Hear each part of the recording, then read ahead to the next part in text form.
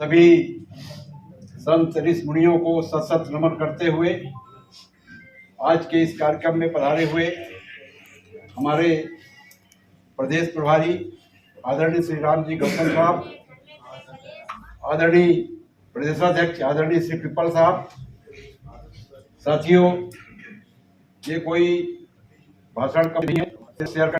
विशेष तौर से हमने जो पाया जो है कि हमारे कार्यकर्ताओं को जिस ढंग से लगना चाहिए उस ढंग से लगने की कमी पाई गई।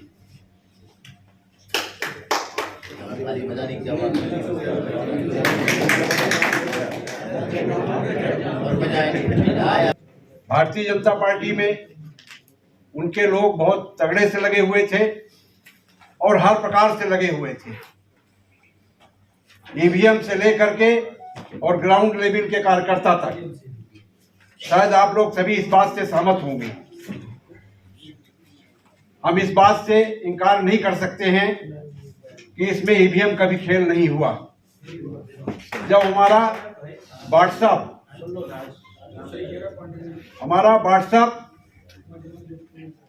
गूगल मैप, सभी चीजें जो है अमेरिका से संचालित हो रही हैं, तो ऐसा कोई वो नहीं हो सकता कि हम जो है ईवीएम का खेल नहीं हो सकता है। सब टावर के माध्यम से, मोबाइल जो टावर हैं उन्हीं के माध्यम से संचालित हो रहे हैं। अभी एक जगह हम बात शेयर कर रहे थे, भोपाल की बात थी, वहां पर बताया लोगों ने कि सभी लोग स्पेशल कम्युनिटी के लोग थे, वहां पर बीजेपी को एक भी वोट नहीं मिलना चाहिए था। 350 वोटों में 165 वोट मिले बीजेपी को।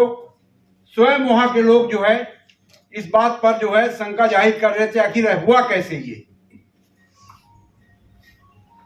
तो जहां पर नहीं भी वोट थे बीजेपी के, वहां भी वोट बीजेपी के निकले।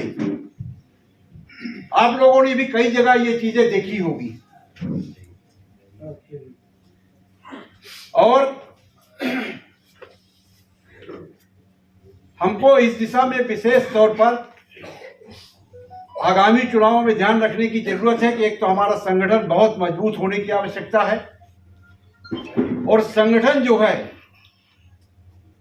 अभी से सक्रिय करने की आवश्यकता है।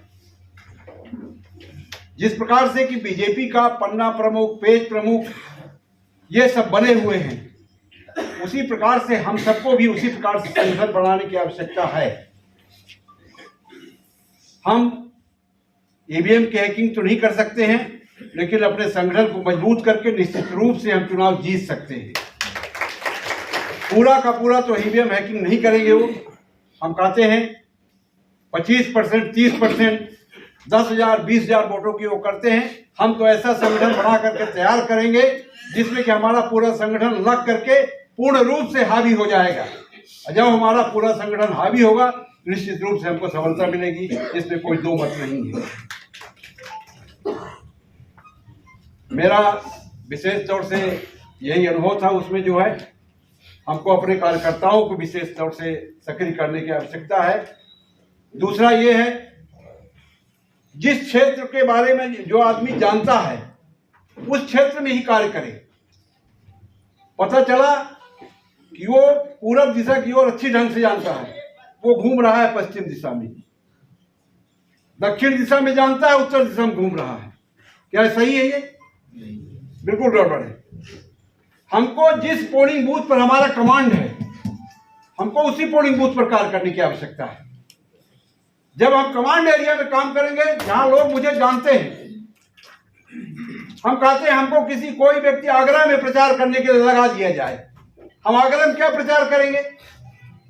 हम तो वहीं प्रचार करेंगे जहां पर कि हमारा जो है वर्चस्व है, जहां पर लोग मुझे जानते हैं, जहां हम अच्छा से अच्छा कार्य कर सकते हैं।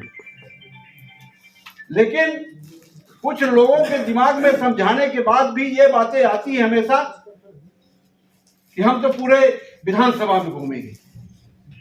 ये बिल्कुल सही नहीं है।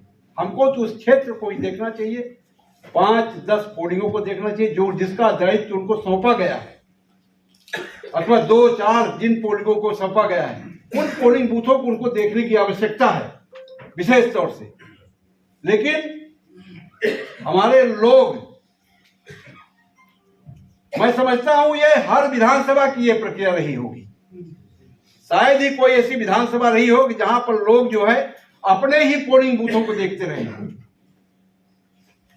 इसलिए इस पर भी हमें विशेष तौर पर ध्यान देने की आवश्यकता है। और लगातार हमको, जब हम 5 साल मेहनत करेंगे, अभी लोकसभा इलेक्शन भी आ रहे हैं, हमको लोकसभा इलेक्शन में भी इस दिशा में कार्य करने की विशेष तौर से आवश्यकता है। तभी हम जा करके अच्छा परफॉर्मेंस दे पाएंगे। और अगर हम जिस क्षेत्र के में हमारा कोई प्रभाव नहीं है, उस क्षेत्र में हम घूमते रहे, तो ऐसे घूमते रहे, तमाम घूमते रहे, कोई मतलब नहीं उसका। जो ये हमारा विशेष तौर से वो है। जय भीम, जय भारत, सभी को जय भीम।